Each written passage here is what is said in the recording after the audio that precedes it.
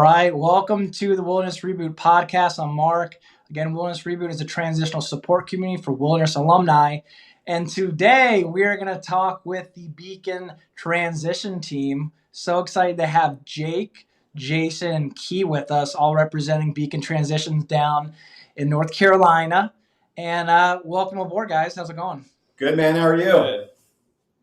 We're doing good. We have a birthday today. I don't know if that's okay to mention, but let's give a happy birthday for Jake. This is how he loves spending his birthdays. Yeah. And he's loving it right now. Yeah. Another September birthday. Yeah.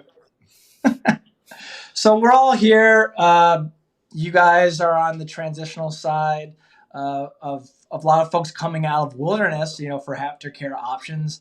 And I think that was something we chat a lot about in the past, about just connecting to this wilderness work. So for our viewers, our listeners, families, other professionals, why don't you guys kind of introduce yourselves, a little bit how you got into wilderness. We'll kind of maybe start there and then kind of, dive into how you guys got into transition work and and Beacon transitions.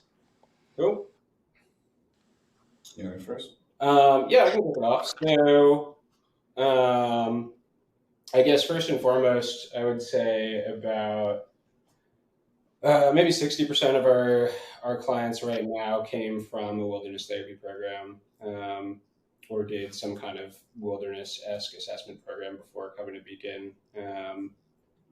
So having worked in wilderness therapy for as long as I did, I think it's been really helpful for me in my work with the guys that we have now, and kind of understanding what system they're coming from, and kind of how they got introduced to the world of behavioral healthcare and programming, things like that. I would say it's generally more helpful for our guys coming from wilderness because they're already accustomed to the language and kind of what it's like to work cohesively as a team with your peers. Totally. And so, Jake, what program have you been working with in the past, kind of connected to wilderness, if I can ask? Yeah, so I started working as a field staff. I was like 21. But fresh out of the gate, I started working with Second Nature Utah out in Duchesne, and I was there for about 6 or 7 months. And I had the opportunity to come and work a shift over at Blue Ridge, and this was back when the two companies were all under one name. And I worked like a 12-day holiday shift at Blue Ridge and just loved it so much that I flew back home the next week and packed in my car and moved out. And Nice.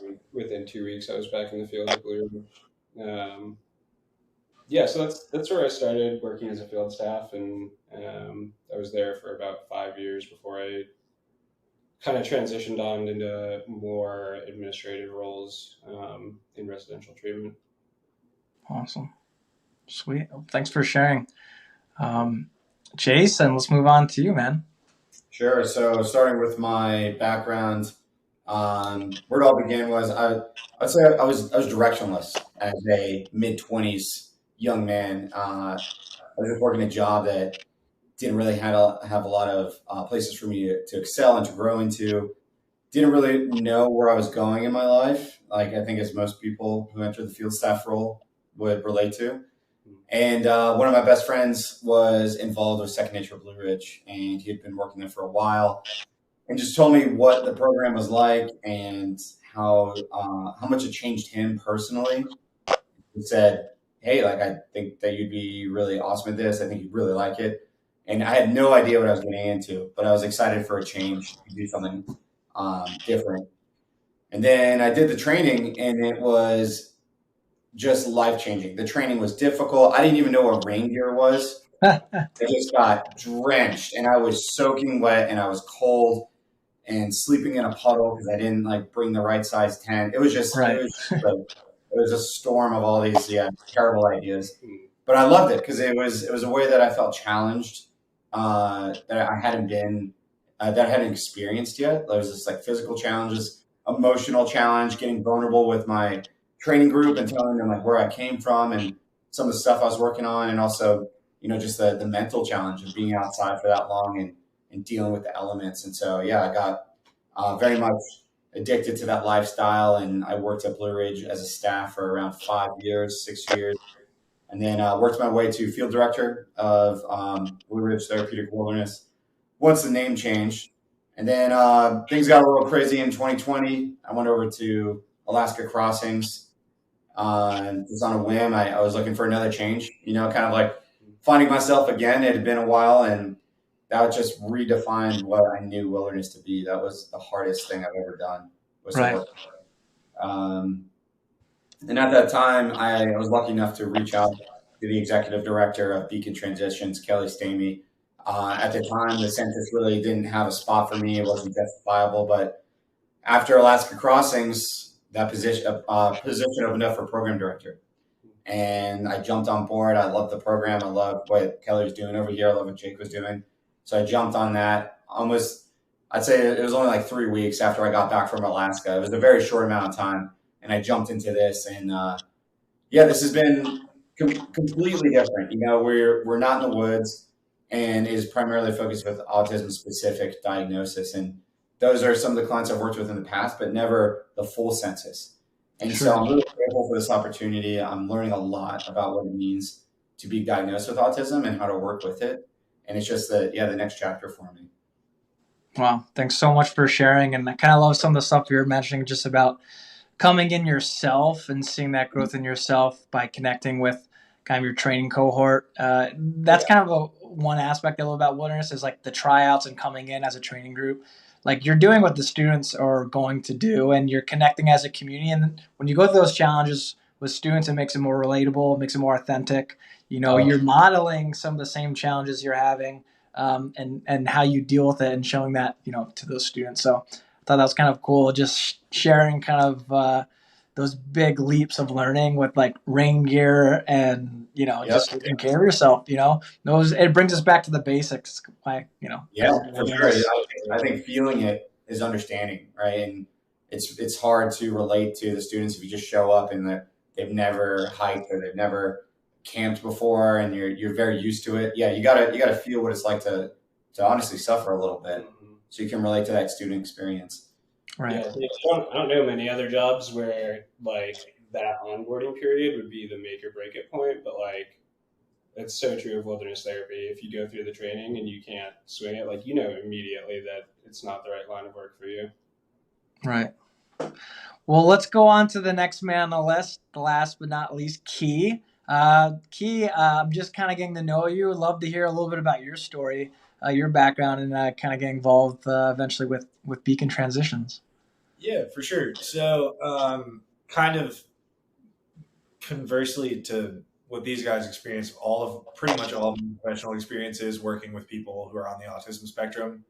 I started out doing Best Buddies when I was in high school, doing work with the Special Olympics and just kind of being involved peripherally. Never really viewed it as a career until I went to work for an awesome program called Talisman, which is in this area. I'm from Wisconsin originally, if you couldn't tell. Where I go. But Green Bay Packers. Yeah, I mean, big win for us this week. Neither here nor there. I went to this area, and I worked with Talisman programs, it used to be a little bit more like wilderness. We market it. It's a summer camp for kids on the spectrum. We used to do a lot more on the outdoor side of things. We've kind of shifted to more of a base camp model, but a lot of that was focused on more like behavior challenges and just being a place that these families can send their kids to have a good summer in a place that is, able to work with clients who have more challenging behaviors. So I do that in the summers, and then back up in Wisconsin, I've done community-based work. I've worked with toddlers doing like early start Denver model. I've done really like high-level ABA, intense behavioral work. And I was doing that up until, that was my most recent job in this field, until, I moved to North Carolina and just sort of happened upon Beacon.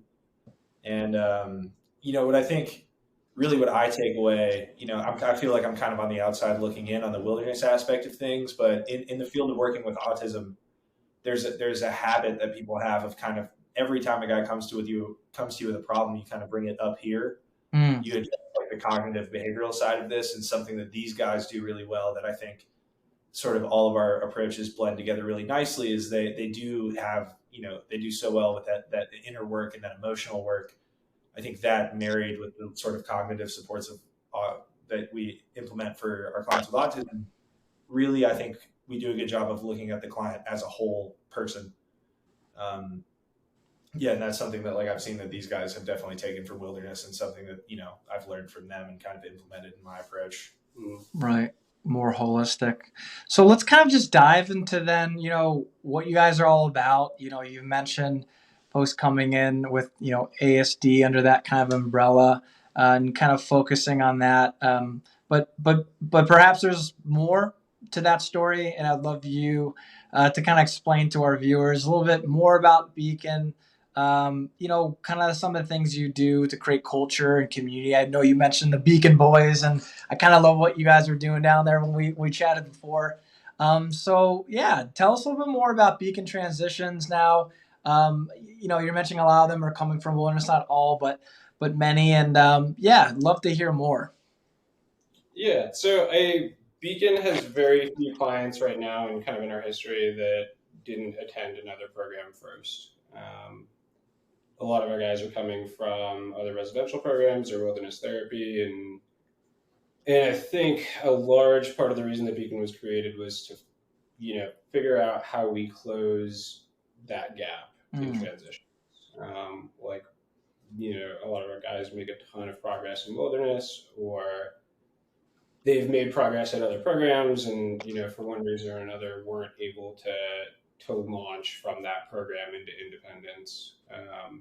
But our mission and our purpose is to capitalize on all that progress that they made and take those skills and just turn it right into momentum around building independent living skills.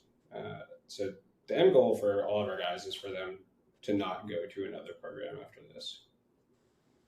Gotcha. Yeah. So just helping, with that recidivism and keeping that momentum, keeping those skills learned, and continuing to have really great models, like yourself, helping them on that path to independence. And so, okay, let's say I'm a student at Beacon Transitions. I'm waking up. What does my schedule look like? What are we doing? What does it look like over there? For sure. I'll take that. So our schedule is going to be, we're going to follow the schedule in the first phase of our program pretty religiously. We find that there's a lot of success, especially in autism, when we can keep a defined schedule that's reliable, that, there's no big expectations that shift throughout the day. It's going to be a dependable schedule. So waking up around 8 o'clock, getting together, talking about what the goal is for that day.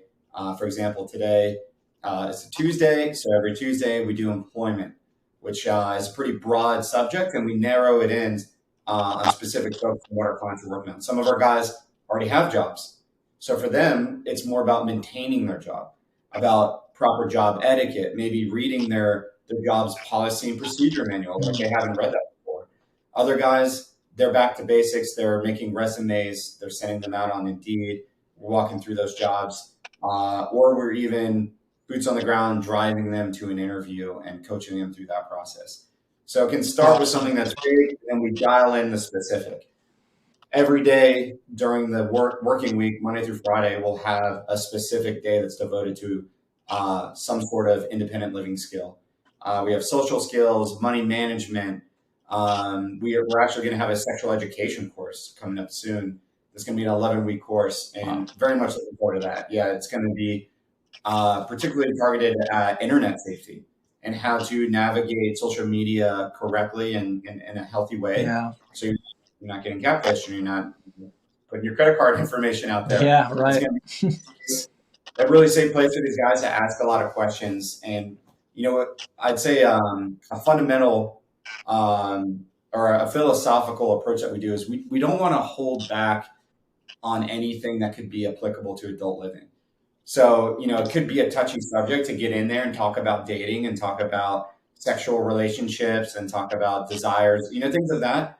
It could feel awkward, but the thing is, if we don't address it, it's going to manifest probably in unhealthy ways. And we'd rather address it on the front end, tackle it, talk about it. And then if there are guys that want to date, for example, if there's a guy that, hey, there's a coworker I'd really like to ask out, then we can break it down into steps where we're addressing all right, let's again, how can you do this safely and respectfully? We apply that philosophy and approach to everything that we do, that we're not going to hide or stray away from something that wouldn't be helpful to us.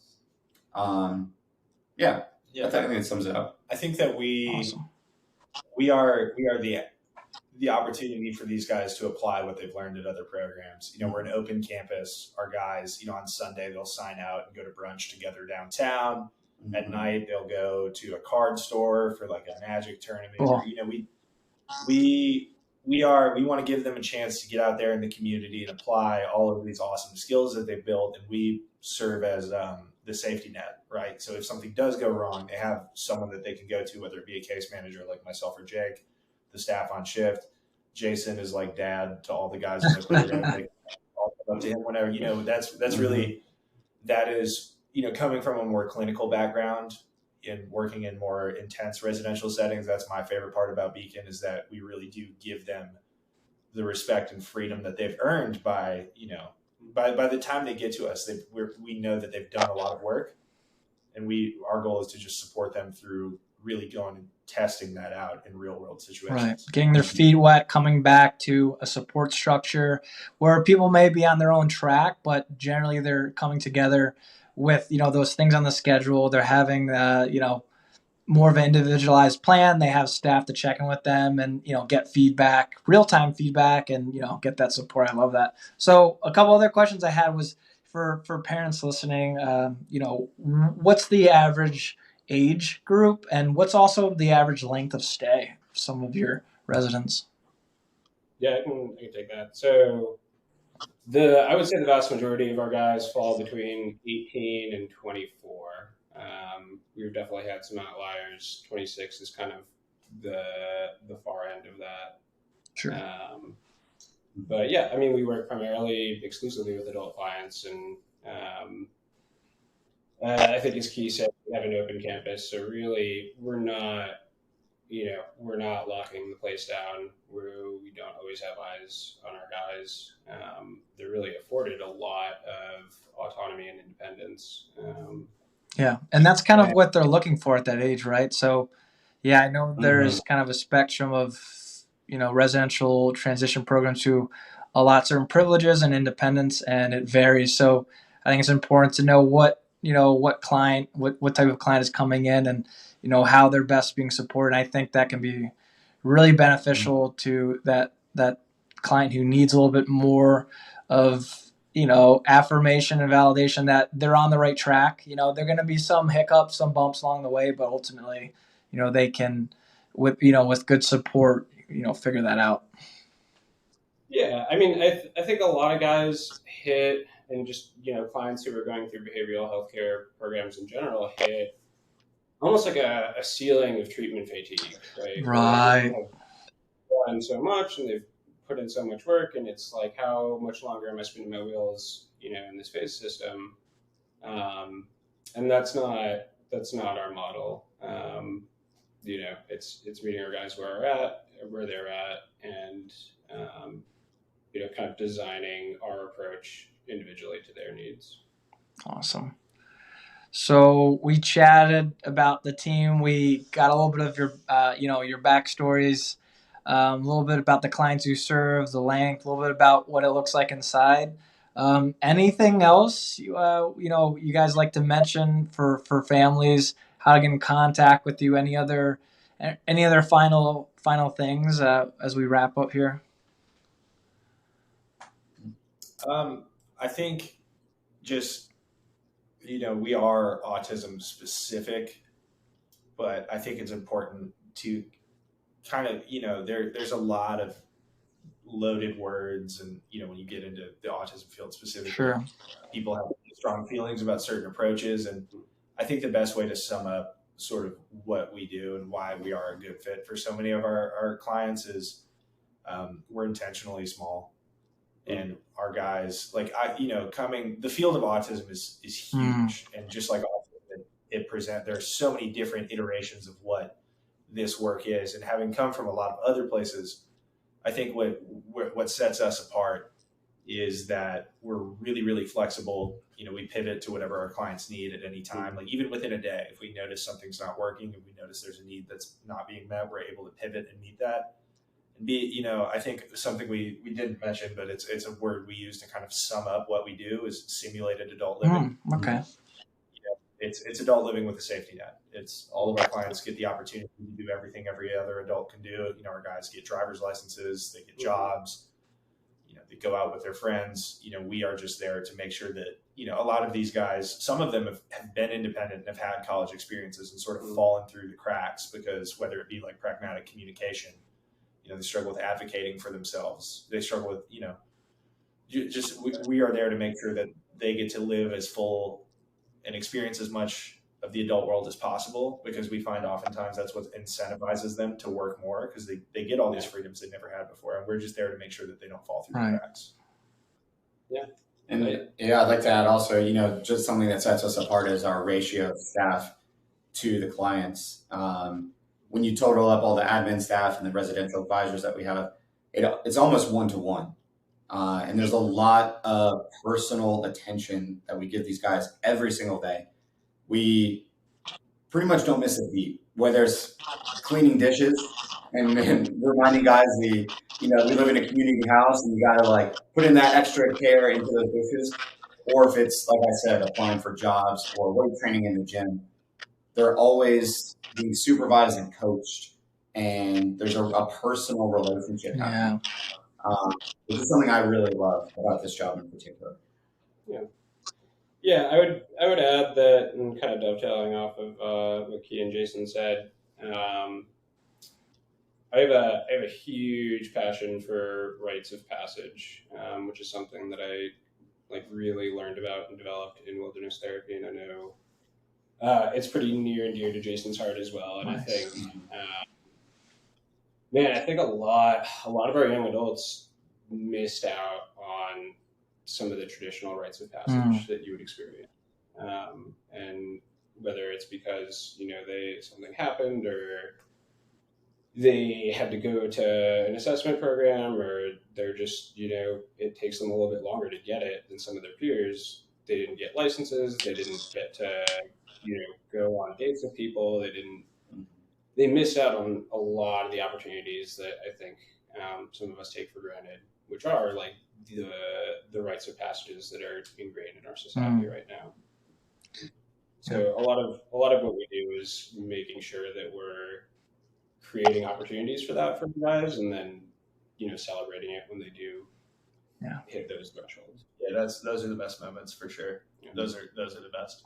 Yeah, and that's one of the best parts about community. And chatting with you, Jake. We've been chatting for a while now. Outside of work, and I know you've mentioned a lot about Beacon just being a really great culture, and it's really apparent with getting to know you guys. It just seems like it's really personal, really individualized. There's a lot of relationship, and you're always there. And I think at the end of the day, you can't replace real people, real staff, really good work culture and group culture. It all trickles down, right? And so, when you're connected to this work, that's why I love to get people's stories. You're really excited for them when they go through that, because that's no small thing, And when it's stripped from them at an earlier age, sometimes it's forgotten about when they get older. So to have folks celebrating them, holding space for them, and giving them that opportunity, that's huge. It's huge. Yeah, and you could working in wilderness, you could feel it in a group when the staff didn't want to be there, and the culture was on the decline. It reverberates in the group because it is a small setting, and I think the same stands for Beacon. Our guys are highly attuned to what's going on, and if we didn't love our jobs, they would pick up on it, and they wouldn't want to be here. Well, it sounds like you guys have awesome jobs, just instilling a lot of hope and courage and independence ultimately for these young men, the Beacon Boys coming down there in North Carolina. Oh, yeah. And where exactly are you again? I want to say Asheville, but I just want to make sure. I think you're outside in let's see. Yeah, Hendersonville. it's about 20 minutes south of Asheville. Okay, and say the town again. I apologize. Hendersonville. That's right. Okay, I think I had it, but I wasn't sure. I was doubting myself. Okay, so Hendersonville, North Carolina. Come check it out. It's a great, especially this time of year. It's really awesome. Yeah. It's a beautiful place to be. Well, thank you so much. We're so glad to have you all, Jake, Jason, and Key. Thanks for sharing your stories. Thank you for the work you're doing. How can folks get in contact? Jake, I know you do admissions. How can they reach you? Email at info@beacontransitions.com would probably be the best way. And then just check out our website. Awesome. Sure. We'll be sure to attach, in the description box. We'll put a link with all your info so families can find you. And thanks so much for coming on. Again, we're so excited for what you're all doing. So stay in touch. We wish you the best, and thanks for coming on. Awesome. Appreciate you. Thanks, Mark. See ya.